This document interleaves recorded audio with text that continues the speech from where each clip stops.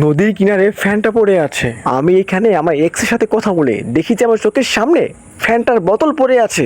আরে ভাই ভালো তো, কি হবে এখন? ভালোই হলো, আমার জান আসলে আমি এটাই খাওয়াবো, আমার টাকা বেঁচে যাবে। তারপরে আমি নদীর কাছে গেলাম, যাই একটু তুললাম, দেখি যে একদমই চকচকার বোতল। দেখুন এটা কি আসলে ফ্যানটা নাকি অন্য কিছু, আমাকে দেখতে হবে এটা খেয়ে।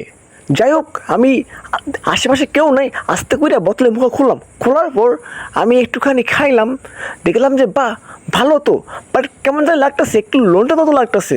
তারপর বোতল মুখ লাগিয়ে আস্তে করে পানিতে ফেলে দিলাম, একটু পরে খাবো ঠান্ডা হোক। তারপর দেখলাম একটা লোক হিসু করতে এসে বোতলটা পাইলো।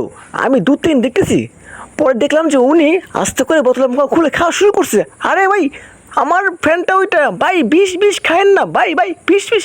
উনি খেয়ে আস্তে করে আবার খাওয়া শুরু করছে ভাই। পরে কথা শুই না উনি ভয়ে উঠে গেছে, আরে ভাই খামু না ভাই। পরে আস্তে করে